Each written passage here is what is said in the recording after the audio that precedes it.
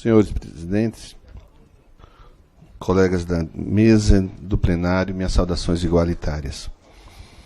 Confesso que não estou à vontade de falar sobre o tema, fiquei na dúvida se me inscrevi ou não, porque a origem desse debate, uma gravação originária de hack, confesso que me incomoda como posição de discutir provas lícitas ou ilícitas nesta casa. Já me manifestei várias vezes sobre elas. Mas conforta-me, ouvindo vários conselheiros, de que devemos responder às nossas ações com a história dessa casa, com os 80 anos dessa casa. E essa casa já respondeu essa minha dúvida por diversas vezes. Quando debateu os dois processos de impeachment, por exemplo, essa casa disse que as provas ilícitas devem ser tratadas como ilícitas nos processos. Mas se os fatos nela revelados não são negados pelas pessoas públicas, ao contrário, são confirmados pelas pessoas públicas, esse fato da confirmação da autoridade pública sobre o que é divulgado deve ser investigado. Esse foi o raciocínio, inclusive, que fundamentou o pedido do impeachment do presidente Michel Temer. Não se adentrou da necessidade ou não de averiguar aquela gravação, mas como o presidente Temer, então, confessara o diálogo, a confissão foi a base do nosso debate. E, de novo, esse dilema com essa mesma solução já apresentada historicamente por esta casa. E eu vou falar de algumas posições históricas para que, não sendo eu iluminado, a história possa nos iluminar. Quando nós discutimos, no vários processos, o presidente Busato aqui, como testemunha, nós já pedimos várias vezes afastamento de autoridades. Não essa é a primeira, nem será a última. Já pedimos afastamento de magistrados que se mostraram imparciais, parciais. Eu, no caso da Operação Castelo de Areia, pedi o afastamento do magistrado, porque revelado ali os abusos cometidos na prova, na obtenção de prova, que, aliás, Satyagara também, que for anulada pelos abusos apresentados. E essa casa já pediu afastamento de presidente do Senado, presidente do Supremo. Não é a primeira vez que nós nos deparamos com um abuso de autoridade e a nossa reação é buscar o afastamento das pessoas. Não será a última também. O debate que fica, então, quando as pessoas que são publicizadas deparando com atos ilegais, e eles dizem assim: o que eu fiz não foi ilegal, o que eu fiz foi normal.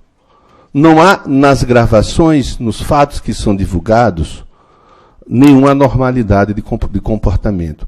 As duas autoridades dizendo isso, Ministério Público e magistratura. Não se nega o fato. Ao contrário, diz que esse fato é normal. E é sobre isso que nós temos que debater. É normal o Ministério Público pedir ao juiz que prenda uma testemunha que fora solta pelo Supremo para que possa ter uma delação premiada, favorecendo a sua tese? E assim é feito. É normal um juiz pedir ao Ministério Público que afaste uma procuradora porque não sabe perguntar, e não sabendo perguntar poderá causar benefício ou malefício ao processo segundo a sua própria ótica? É normal um magistrado pedir ao Ministério Público que faça diligências que ele mesmo vai julgar? Ande adiante e ele mesmo vai julgar o que ele pede que se faça. É normal ao magistrado passar documentos secretos para acusação de processos que ele vai julgar? Esse é o conceito de normalidade que nós temos de um processo?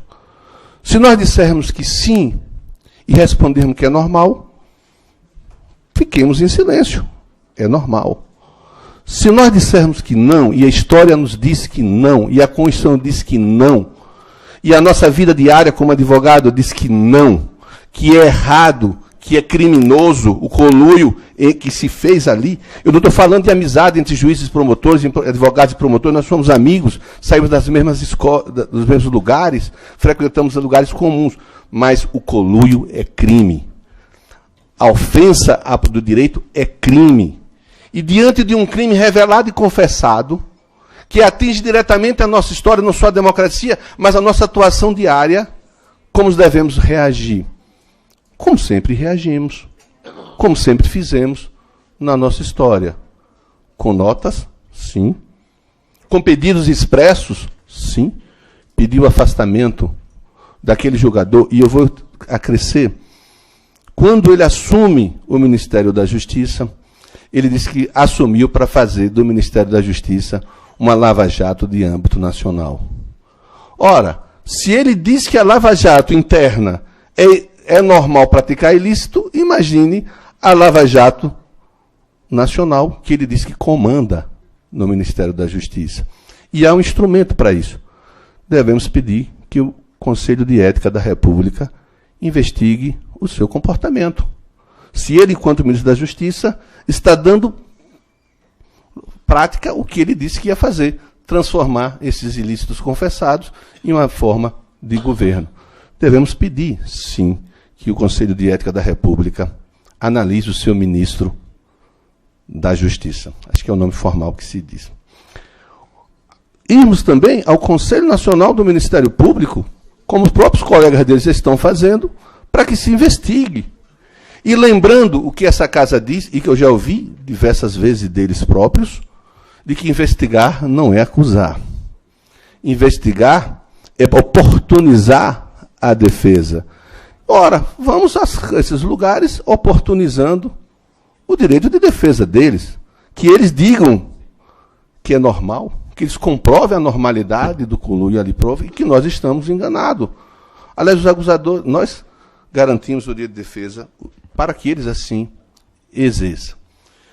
Mas a revelação que nos faz nos deixa com essa responsabilidade na mão.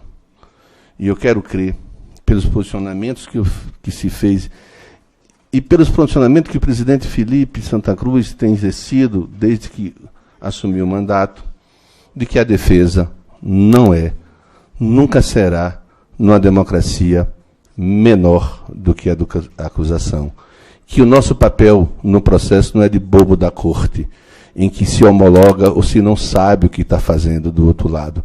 Nós somos administradores da corte, administradores da justiça, mas não somos bobo da corte, em que a acusação e o julgador, de forma prévia, escondida, rasteira, diz o que vai ser produzido. Nós não podemos transformar essa prática, como aqui diz, um farol a ser seguido pelos outros. Não cabe para a advocacia, que compreendeu desde cedo que não é profissão para covarde. E o medo de parecer impopular nos detém na nossa missão. Não devemos ter medo da opinião pública, da opinião publicada, porque a nossa missão é muito maior que essa. Como diz a nossa história, nosso artigo 44 e a Constituição, a nos mencionar por diversas vezes. Nós somos responsáveis pela preservação do Estado Democrático de Direito, clara e confessadamente ferido nesse episódio lamentável.